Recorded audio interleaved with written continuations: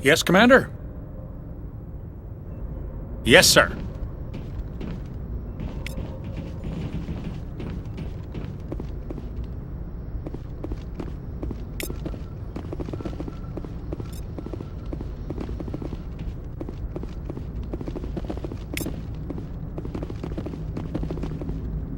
I prefer gold to silver, for my medal. I figured you'd recommend me for one since I, pulled your boots out of the fire. If we present you with a medal, you'll end up sitting on stage listening to politicians make speeches for a couple of hours. Fun. That's a good point. They'd probably make me shave, too. I spent the last 7 weeks working on this baby. No medal's worth that. So, Commander, why don't you tell me why you're really here?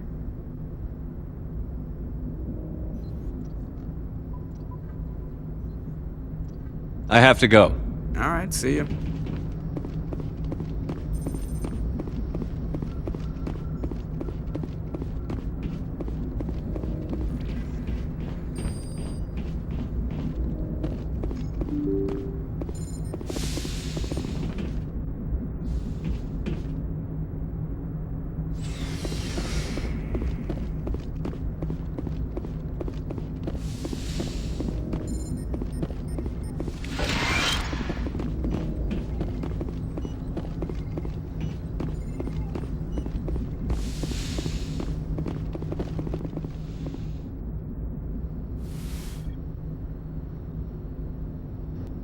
Commander, are you coming to check up on me? You look much better. How are you feeling? Dr. Chakwas assures me I am going to be fine. I was impressed with her knowledge of Asari physiology. You're in good hands. Dr. Chakwas knows what she's doing. I never properly thanked you for saving me from the Geth, Commander. If you hadn't shown up... I'm just glad we got there in time. So am I. I know you took a chance bringing me aboard this ship. I have seen the way your crew looks at me. They do not trust me. But I am not like Benezia. I will do whatever I can to help you stop Saren. I promise. Don't worry, Liara. I trust you. I know you won't let me down. It means a lot to hear you say that, Commander. Thank you. Do you know why Benezia joined up with Saren? I don't understand it. She was always outspoken about the need for the Asari to become more involved in shaping galactic events. Maybe she thought allying herself with Saren would somehow be for the greater good in the long run. At least I hope so.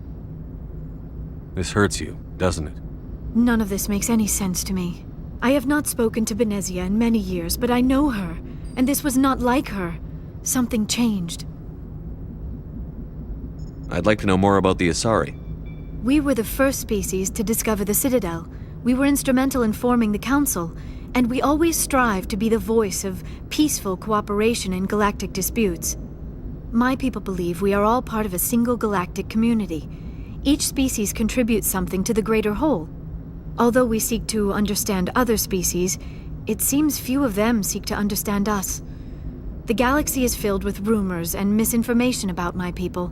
Like what? Most of the inaccuracies are centered around our mating rituals. My species is monogendered. Male and female have no real meaning for us. We still require a partner to reproduce. This second parent, however, may be of any species and any gender. I don't understand. Your species can mate with anyone? Mating is not quite the proper term, not as you understand it. Physical contact may or may not be involved. But it is not an essential element of the union. The true connection is mental. Our physiology allows us to meld with other beings. We can touch the very depths of their minds. We explore the genetic memory of their species. We share the most basic elements of their individual and racial identities. We then pass these traits on to our daughters. It is how we learn to grow as a species and how we develop a greater understanding of other races. What happens to your partner after the union? Every relationship is different. Some unions are a single encounter with both parents parting ways afterwards. Others can be more long-term. Sometimes an Asari and her partner will stay together for many decades. Do you know who Matriarch Benezia chose as her partner? She rarely spoke of her partner. Though I know my father, if you want to use that term, was another Asari. Venezia never told you her partner's name? Union with our own kind is no longer common, not for the purposes of reproduction. Most Asari believe it weakens our species. Asari daughters inherit racial traits from the father species. If both parents are Asari, then nothing has been gained, or so conventional wisdom would hold. I am what is sometimes called a pureblood, though no Asari would ever be cruel enough to say the word to my face. It is a great insult among my people. It is possible Benezia's partner was embarrassed by their union. She may have been too ashamed to publicly acknowledge me as her offspring. Maybe she wanted to meet you but couldn't. Something could have happened to her. Maybe she passed away. You might be right. I hope you are. But I have no way to know for sure. Benezia never spoke of her partner. Whatever happened, it caused her too much pain to dwell on it. She raised me by herself, though that is not uncommon. Many Asari raise their children alone, particularly if the father species is short-lived. Often the partner will pass on long before the child reaches maturity. You Asari live for 1,000 years. What happens when your partner dies? Few sapient species live as long as my kind.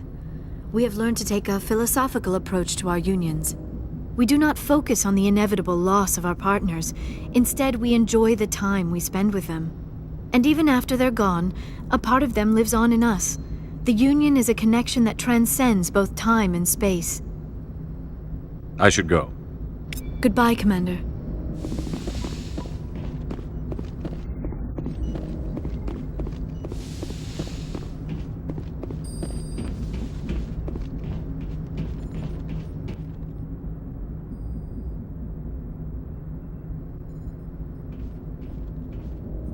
Anything you need, Commander?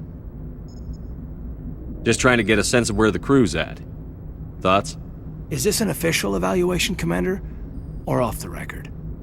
Alenko, when it's just you and me, you can consider it off the record. That's a generous attitude. Okay. I think there's something wrong with all this. This Saren is looking for records on some kind of galactic extinction, but we can't get backup from the Council? Sorry, Commander. There's writing on the wall here, but someone isn't reading it. The Council doesn't want to believe anything's wrong. I'd call it human nature, but... I hear you. It just seems like a group that's been around as long as the Council should see this coming. Sorry if I got too informal. Protocol wasn't a big focus back in Bot. Tell me about it.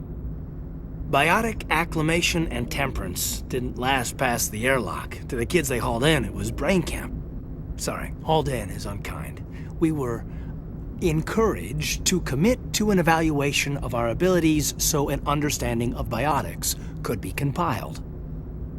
There are worse results of accidental exposure to Element Zero in the womb. Beats the brain tumors some kids grew up with. Is there some question about how you were exposed? My mother was downwind of a transport crash. It was before there were human biotics, a little after the discovery of the Martian ruins. It only gets iffy around 63 when Kinetics was running out of first-gen subjects. Until then, they'd relied on accidentals. A bunch of guys in suits show up at your door after school, and next thing you know, you're out on Jump Zero. Jump Zero is Gagarin Station, right? What's it like? Yeah, that's the official name. Biggest and farthest facility we had for decades. Right on the termination shock, the outer edge of the solar system. It's where they did all the Goose Chase FTL research before we caught on to using mass effect fields. It was a sterile research platform when I was there. There were other kids in the same boat, right? At least you weren't alone out there. That's true. We did have a little circle that'd get together every night before lights out. We didn't have much to do, though. It was a research platform then, and Kinetics kept Jump Zero off the extranet to prevent leaks. Then you must have had plenty of time to get to know each other. Yeah, we'd sit around and bull every night after dinner, play cards or network games. There was this girl named Rana, who had a little circle grow up around her. She was from Turkey. Her family was very rich. But she was smart and charming as hell. Beautiful, but not stuck up about it. I think you'd have liked her. Sounds like she was special to you. She was. Maybe she felt the same. But things never felt together. Training, you know. You know of any intentional exposures for certain? No one knows. Doesn't mean they didn't happen. As big as the exposures were, it was hard to track down accidentals. It was different then. No one knew the potential, so there wasn't a lot of regulation. Anything Kinetics did was gold.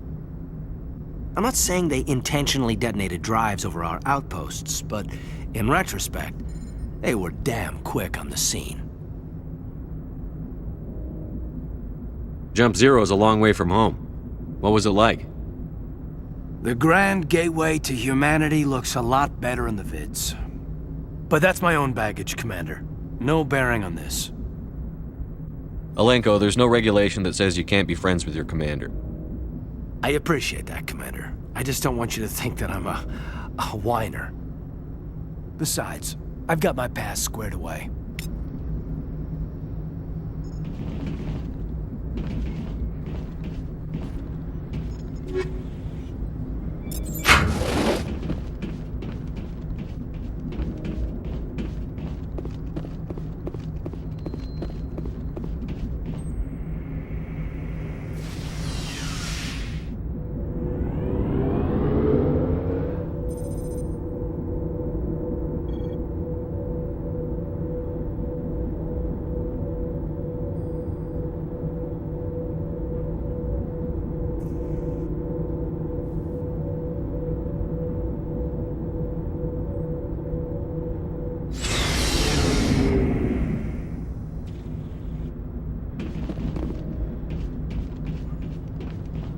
So, we've got Saren on the run. It won't be long now.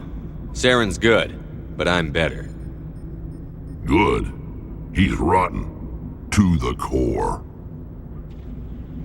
I could tell as soon as I met him. Why didn't you tell me this sooner? I would've if I thought it was important. I think I'd like to hear about it just the same. This was a while ago.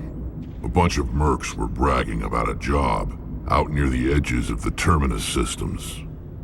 They said it paid well and the boss was never around to ride them. They said he was looking for more men, too. So I checked it out. I didn't know Saren was openly recruiting mercs. It wasn't that open, and he only showed his face once. We'd been raiding ships in the area for months when we took out this massive cargo freighter. Our biggest haul yet. I was on board checking bodies for valuables, looking for some extra credits. That's when I saw him. What did Saren want with the ship? I don't know what he wanted. He was just moving through the ship, watching.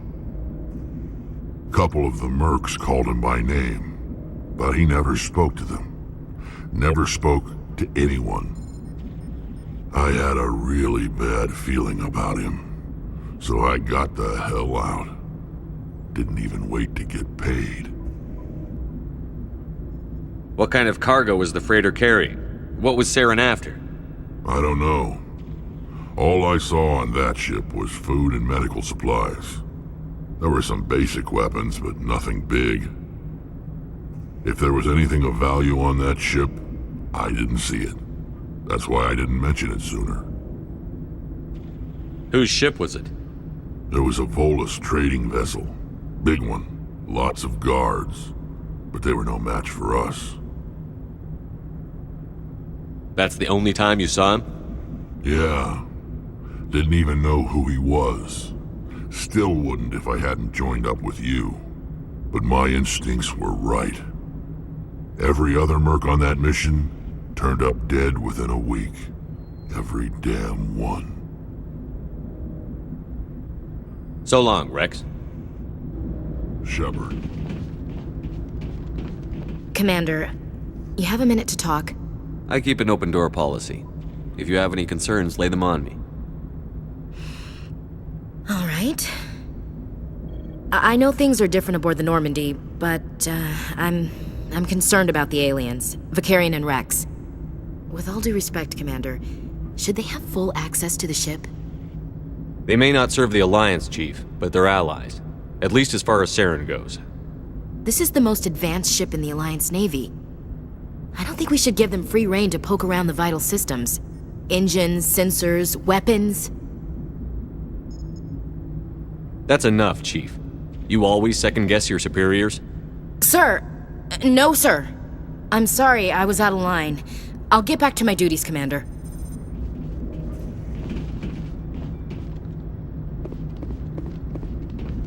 Commander, how are you?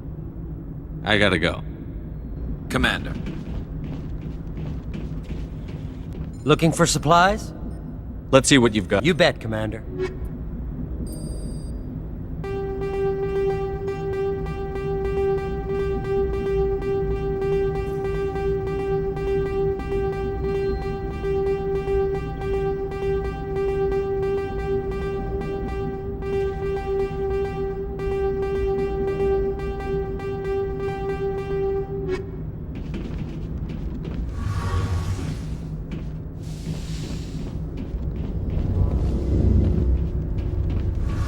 Oh, hello, Shepard. Are you okay? I don't know. Your ship is amazing, and your crew's been really great to me, especially your chief engineer. But I just sort of feel out of place. The Normandy runs so smooth it feels like we're not even moving, and the engines are so quiet. How do you sleep at night? The silence wakes you up? Back on the flotilla, the last thing you want to hear is silence. It means an engine's died or an air filter shut down. I guess you don't have to worry about that here. But old habits die hard. But it's more than just the silence. This ship feels so empty. It's like half the crew is missing. Back home, I couldn't wait to go on my pilgrimage. I couldn't wait to get away from the crowds. Now that I'm out here, I kind of miss them. Sometimes we don't appreciate what we have until it's gone. That's true. I'm starting to wonder if that's what the pilgrimage is really about. It's given me a whole new perspective on my people and our culture. You know, there's always a few who go on their pilgrimages and never return. I always assumed something bad happened to them, but maybe they just wanted a different life. You do plan to return to the migrant fleet, right? I could never abandon my people, Shepard. I will go back eventually, but we have to stop Saren first. Otherwise, I might not have a home to go back to. I should go. See you later. Something I can do for you, Commander. Carry on, Adams. Aye, aye, Commander.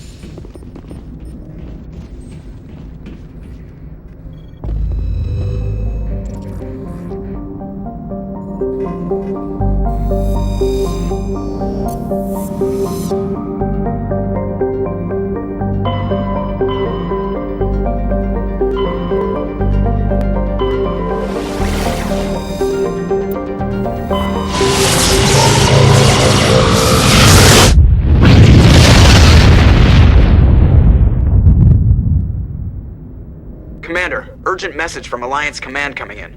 I'll patch it through. Shepard, this is Admiral Hackett from Alliance Command. We've got a situation here, and you're the only one that can handle it. What do you need, Admiral? There's an Alliance training ground where we test weapons and technology in live fire simulations. One of the VIs we used to simulate enemy tactics in the drills is no longer responding to our override commands. It's gone rogue. Are you telling me this computer is thinking on its own? We're not stupid, Shepard. This is a virtual intelligence, not a true AI. It's not self-aware, and it can't access any external systems. We didn't do anything illegal here. Virtual intelligence support is critical to our military success. VIs process thousands of status reports and react in nanoseconds. No human can do that. We need you to fight your way through the training ground of the VI core and manually disable it. Can't you disable it remotely? Our failsafes aren't responding. The VI operates on a closed network. It can affect any external systems, but we don't have any direct access to its processes. We could bomb it from orbit, but the damage to the facility would be catastrophic. We'd prefer to have someone shut down the core. Someone like you. I know Spectres answer the Council, but you're still human. You're still part of the Alliance military, and right now we need you. The VI controls all the facility's weapons, drones, and automated defenses. You're the only one that can pull this off, Shepard. Good luck.